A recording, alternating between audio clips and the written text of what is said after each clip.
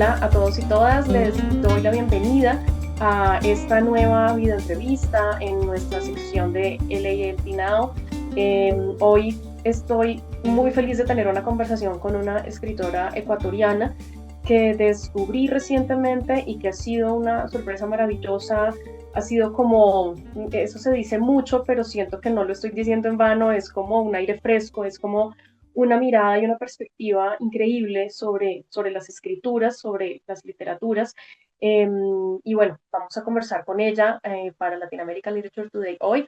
Bienvenida Juliana, muchas gracias por estar con nosotros. Juliana Ortiz Ruano, escritora ecuatoriana, de quien quiero leer rápidamente, me encanta este perfil.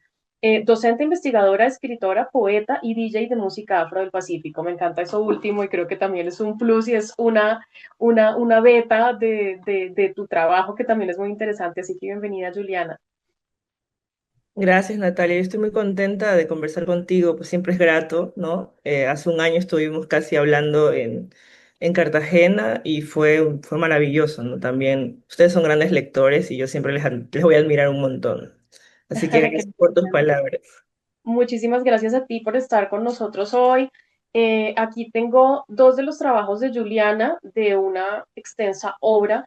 Eh, un trabajo muy lindo, uno, Cuaderno del Imposible Retorno a Pangea, publicado en Colombia por Cajón Desastre. Es un libro de poesía que ya les contaré qué fue lo que amé del libro. Y Fiebre de Carnaval, publicado por Impar en Colombia y que ya tiene otras ediciones y que está extendiéndose por toda Hispanoamérica. Y quiero empezar preguntándote, Juliana, cuáles son las inquietudes, las preguntas, los intereses, los deseos, todo aquello que moviliza tu escritura, qué es lo que te hace escribir, qué es lo que te impulsa y lo que te hace sentarte frente a un computador y crear un trabajo como, o pues sí, una obra como la que ya tienes, en narrativa, en poesía, de dónde nace todo lo que te mueve. Bueno, lo primero creo yo que mi escritura nace mucho del movimiento, ¿no? Yo migré muy joven, solita, a Guayaquil. Y a pesar de que el Ecuador es un país pequeño en relación, por ejemplo, a Colombia o Perú, las regiones no se parecen mucho. Digamos, Esmeraldas tiene mucha diferencia con Guayaquil, una diferencia no solamente geográfica, em, fenotípica. Hay muchísimas cosas que no se parecen, ¿no? Yo veo muchas diferencias entre Esmeraldas y Guayaquil, ¿no? Y las palabras, el ritmo de la vida. Yo vengo de una isla que se llama Limones y crecí en una ciudad que se llama Esmeraldas, que es la capital de la provincia de Esmeraldas, pero es una ciudad muy tranquila, bueno, en ese momento al menos lo era, muy, muy lenta, ¿no? Y Guayaquil es completamente lo contrario, es muy rápida y había todo el tiempo un ejercicio de traducción, ¿no? Con las personas para que pudieran entenderme, ¿no? Las palabras, yo hablo lento, la gente de Guayaquil habla rapidísimo y había ahí como unas brechas. Y yo creo que cuando no hay, como, pienso que cuando hay algún tipo de tensión con el lenguaje comunicacional, acontece la poesía. Me parece a mí que creo que esa crisis comunicativa que yo estaba teniendo con las personas que empecé a frecuentar cuando vine a vivir a Guayaquil, hizo que yo empezara a enfrascarme en la escritura. Además que Guayaquil, bueno, si nos ponemos a ver de dónde son las escritoras más importantes en este momento del Ecuador, bueno, tal vez no está bien decirlo así, tal vez, bueno, la mayoría de escritores y escritoras que de alguna manera han marcado un hito en el país son de Guayaquil, ¿no? Son de Guayaquil. Es una cosa que se dice muy poco en el Ecuador, también porque pues Guayaquil es una ciudad que siempre ha sido pues muy estigmatizada, es una ciudad también donde existen las élites bananeras, petroleras, estas élites que después ponen presidentes de las repúblicas, entonces es una ciudad que genera muchas tensiones en general en el Ecuador, pero hay que decir que también fue un puerto muy importante y yo, desde mi mirada como externa, sí vi en Guayaquil, al menos los primeros años que yo vine a vivir acá, había un movimiento cultural muy interesante, ¿no? Sobre todo porque acá en Guayaquil, a diferencia de lo que estaba pasando en todo el país, no había demasiada inversión municipal en arte. Entonces todo lo hacían las personas, ¿no? La gente hacía todo, ¿no? La gente gestionaba desde un concierto hasta un recital y todo ese movimiento e intención de hacerlo ellos mismos fue generando en mí también muchas preguntas y también frecuentando estos espacios de poesía en voz, a viva voz, algo empezó como a crecer en mí, ¿no? Algo empezó como a moverse de otro modo. Yo leía mucho, pero empecé a leer más literatura, poesía, sobre todo ecuatoriana, cuando vine a vivir a Guayaquil, por los festivales que habían, por algunas escritoras que incluso ya murieron. No pienso, por ejemplo, en Dina Belhan, que es una escritora que yo escuché por azar y me impresionó muchísimo, y después me enteré unos días después que había muerto. Entonces algo pasa en esta ciudad. Es una ciudad muy extraña, ¿no? Es una ciudad muy peligrosa también, pero es una ciudad que a mí me ha abierto muchas cosas. Tengo que decir que no puedo decir que solo la amo porque es una ciudad compleja, pero sí ha construido mi yo escritural, ¿no? Porque entre la distancia de Esmeraldas y mi isla, y también los pequeños espacios de Guayaquil que se pueden parecer a mi isla, los espacios de manglar, los espacios de estuarios, ¿no? Me hacen pensar de otro modo ese territorio que yo circundé.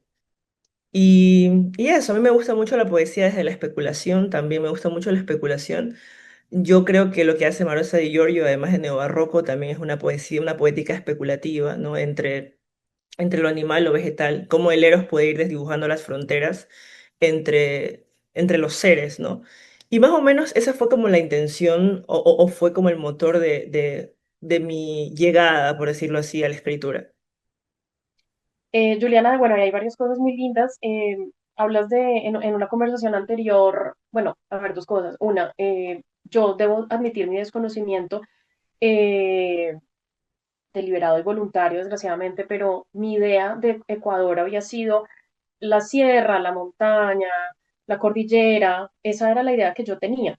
Encontrarme con tu literatura fue encontrar y conocer y reconocer otros territorios pacíficos, litorales, mar, isla, o sea, otra forma geográfica que que trae consigo, digamos, una otra literatura y otras formas de narrar. Entonces, fue muy lindo entender que hay otro territorio, hay territorios insulares que yo desconocía y fue una gran revelación entender eso.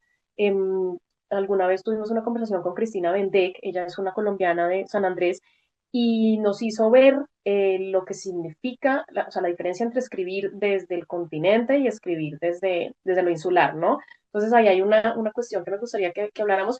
Y lo otro es que en una conversación anterior tú hablabas de una palabra que me pareció preciosa, y es escribir desde el maritorio, no desde el territorio. Esa palabra y ese concepto engloba un montón de cosas y es una mirada, no digo que inédita, pero no es muy común. Nosotros desde el continente leemos, escribimos, vemos el mundo de otra manera y hay una diferencia cuando se está en la isla. Entonces, cuéntanos un poco también de esa escritura que aunque mucha la has hecho en Guayaquil y hablas de ese yo escritural que se ha conformado ahí. em, ¿Cómo es Esmeraldas? ¿Cómo es Limones? ¿Cómo es escribir la experiencia desde ahí? Quiero hablar, pues es una linecita de un poema donde dices, voy a nombrar de nuevo este mar. Y creo que eso es lo que has hecho. Entonces cuéntanos de esa escritura desde ese lado. Sí, yo creo que el tema de lo andinocéntrico no es solamente como desconocimiento que tengan las personas, digamos tú o personas que no son de Ecuador, sino que Ecuador, la imagen que Ecuador proyecta al mundo es una imagen de los Andes. O sea, el Ecuador ha generado su etos nacional desde ese lugar y ha expulsado todo lo demás del mapa también. Porque, por ejemplo, cuando tú ves el mapa, tú ves el perfil territorial continental del Ecuador y ves las Galápagos, porque pues sí, no se puede descartografiar a las Galápagos, estuvo Darwin ahí, ¿no? Pero hay un montón de territorios. Aquí Guayaquil también es un delta, ¿no? Esto es el delta del Guayas. Hay un montón de comunidades insulares, archipiélagos que tienen conexiones con Centroamérica, por ejemplo, porque claro, está el mar, pero también están los estuarios, y los estuarios conectan el mundo de otro modo, ¿no? Por ejemplo, el año pasado estuve dando un taller para un seminario para la Seconden, que es la Secretaría de Manglares, ¿no? De Protección de Manglares, y ellas en una capacitación que nos hicieron decían, claro, desde Esmeraldas, desde la costa norte del Ecuador, puedes llegar a California por medio de las hidrovías. Y eso lo saben bien las economías ilícitas, ¿no? Porque hay una forma distinta del mapa, ¿no? Y eso, a mí me pasa mucho ese conflicto con el mapa, porque claro, primero mi isla no aparecía en la mayoría de los mapas cuando yo estudiaba, y segundo, cuando aparece en Google Maps y la forma en la que aparece en Google Maps aparece muy pegada al continente, ¿no? Y la verdad es que no está tan pegada al continente, está un poco más afuera, está en un estuario, pero está mucho más afuera y no hay forma de llegar por tierra, ¿no? No hay posibilidad de llegar por tierra. Eh, y para mí, la escritura también da cuenta de que la escritura puede hacer aparecer otros territorios de otro modo, ¿no? Yo pongo mucho en tensión el Estado-Nación ecuatoriano porque yo soy de la frontera, ¿no? Yo estoy al lado de Tumaco, de hecho, esa zona era Tolita-Tumaco, ¿no? De la comunidad precolombina, Tolita-Tumaco, de la que sale, por ejemplo, la mayoría de la iconografía de oro del Ecuador, ¿no? Pero que no se nombra. Por mucho tiempo al sol, Tumaco se le decía, Tolita Tumaco se le decía Inti, que no es Inti, porque no es quichua, es otra cosa, ¿no? Y todo ese espacio está como descartografiado también de la comunidad del Ecuador, o sea, la gente no reconoce ese lugar como un lugar como parte del Ecuador. Y Esmeraldas tiene una historia muy interesante porque por mucho tiempo fue también, algunos territorios fueron Palenque, hubo mucha resistencia a la colonia. De hecho, el cimarrón Alonso Illescas se carteaba con la corona. Tuvo que mediar, digamos, algunas cosas para poder seguir sosteniendo la libertad de las personas que estaban en la colonia, en Esmeraldas. Y cuando uno lee, por ejemplo, las crónicas de Caballo y Balboa, siempre había como una obsesión con Esmeraldas, porque ellos querían tener, los españoles que estaban en Quito querían tener salida al mar sin depender de Guayaquil, ¿no? Y no podían porque Esmeraldas era un lugar caníbal, lo dicen de esa manera, caníbal, un lugar, una terra nullis, ¿no? Esta tierra alejada de la mano de Dios, ¿no? Que donde había gente, y él dice que el mayor problema de Esmeraldas no era que estén estos negros allá, solos, cimarrones, ¿no? Sino que hay gente de todo tipo mezclándose entre indígenas, negros, cholos, gente que viene, piratas que vienen de Portugal, o sea, hay como ese desorden le molestaba, ¿no? A la corona, le molestaba a la gente que tenía que organizar los territorios de ultramar, por decirlo así, ¿no? Y siempre, esa es la mirada que ha habido como con Esmeraldas, un espacio que hay que colonizar, que hay que reducir, que hay que educar, ¿no? Esmeraldas es un lugar contradictorio porque es un lugar muy empobrecido para la gente que vive ahí, pero a la vez es el resort de las personas de la capital, ¿no? Y entonces la vida es cara, o sea, los servicios básicos son mucho más caros que acá. Y para mí esas dimensiones no están alejadas de la escritura. Para mí todo tiene que ver con la escritura y para mí todo es una potencia estética que puede ser trabajada con el lenguaje, ¿no? Y yo creo que la potencia de todos esos territorios pasados por agua radica en la imaginación, ¿no? Radica en la imaginación. eh, la mayoría de la esclavización que hubo allá, porque sí hubo, sobre todo en la Primera República, fue una esclavización eclesiástica, ¿no? Y nosotros tenemos un montón de cultos cristianos que no lo son, o sea, que tienen una raíz fuerte, no solo en lo africano, sino también en lo indígena. Y es porque la gente tuvo que imaginar estos cultos, imaginar todo el tiempo la forma de sostener sus religiosidades y sus cultos. Y el esmeraldeño siempre está hermanándose con otras comunidades afrodescendientes del mundo. Digamos, en Esmeraldas reverberan todas las diásporas africanas. Yo escucho en Esmeraldas música jamaiquina, escucho en Esmeraldas música de todas partes, pero música, sobre todo música afrodescendiente, ¿no? Y ahora, por ejemplo, los chicos más jóvenes están haciendo su propio dancehall, que tiene que ver también con las migraciones jamaiquinas que se asentaron ahí. También, bueno, la mayoría de nosotros tuvo profesores cubanos en el conservatorio. Bueno, es un lugar muy interesante que tuvo su momento de brillar, digamos así, más o menos en la época del correísmo. Creo que fue el momento en el que, por ejemplo, ahora la gente dice que la carretera la hicieron para que el narco pueda manejar mejor la salida de drogas, ¿no? Pero en realidad esas carreteras acercaron a personas como yo a la ciudad, porque antes eran como más de 15 horas. Entonces, todo ese conflicto que hay como territorial, para mí es pues también la estética de la que veo para escribir, ¿no? Para hacer acontecer de otro modo este territorio y sobre todo para entender que ese territorio está conectado con Centroamérica y con el Caribe, no solamente de manera poética o filosófica o porque tenemos una historia similar, sino también porque literalmente podemos ir en lancha a Panamá y está a 2 horas, ¿no?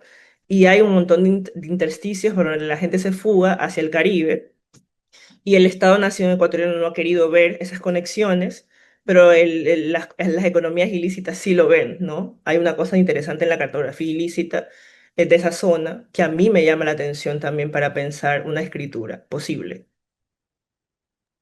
Juliana, ya nos quedan poquitos minutos, pero me gustaría saber, es maravilloso lo que nos cuentas, creo que definitivamente es una invitación a ahondarnos en tu escritura, en esa mirada.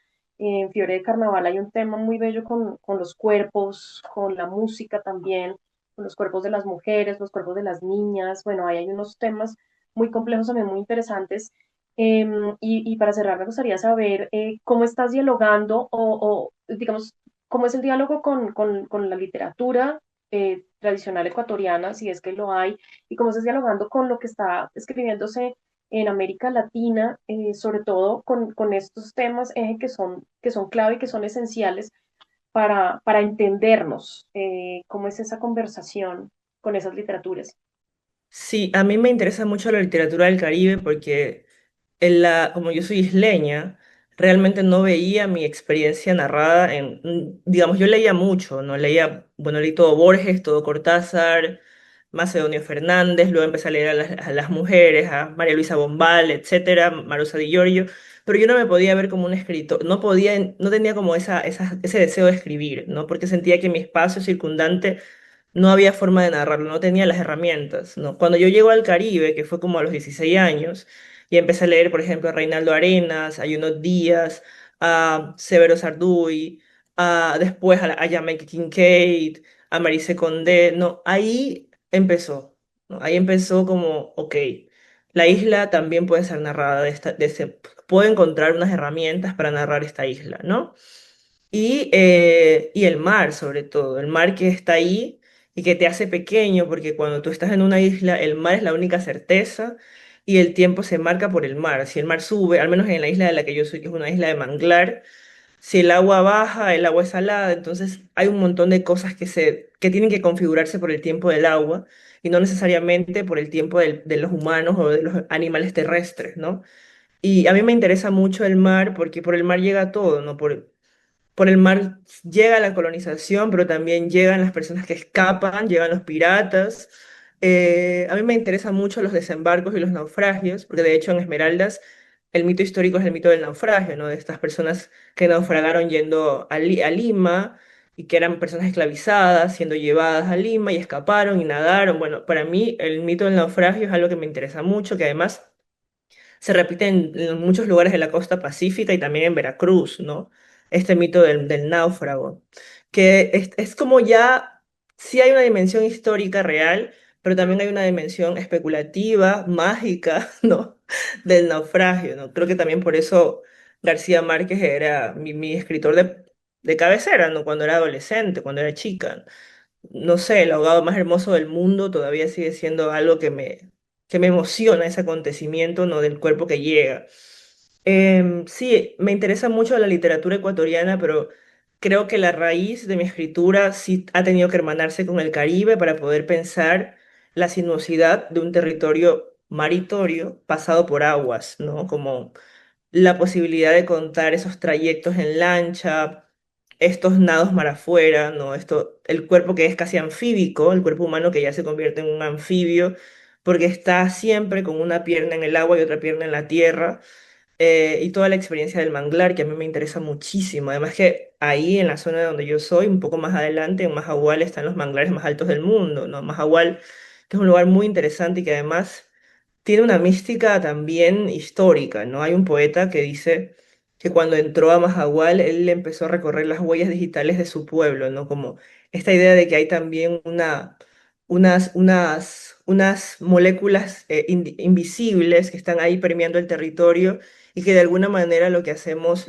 yo como escritora lo que hago es como imaginar y tratar de especular con esas moléculas que están ahí, porque todo rastro, todo paso de un cuerpo deja un rastro, aunque no sea visible para nuestros ojos.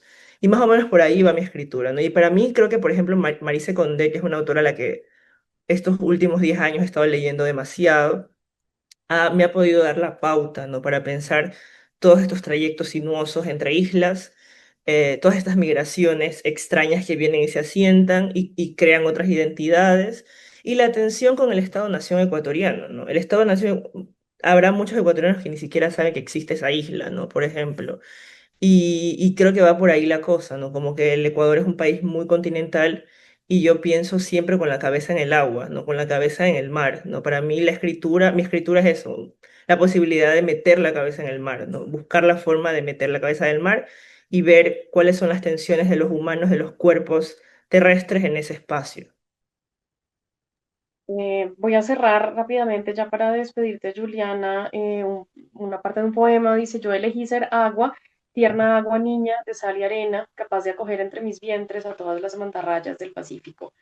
Bueno, una poesía preciosa. Así que gracias, Juliana, por este tiempo, gracias por abrirnos esa mirada sobre ese mar, ese litoral y ese Ecuador que no conocemos y que gracias a tu literatura podemos empezar a conocer y a reconocer. Así que muchísimas gracias por esta belleza de trabajo, por tu obra. Bueno, y invitamos a todos nuestros lectores y lectoras a que se acerquen a la obra de Juliana Ortiz Ruano.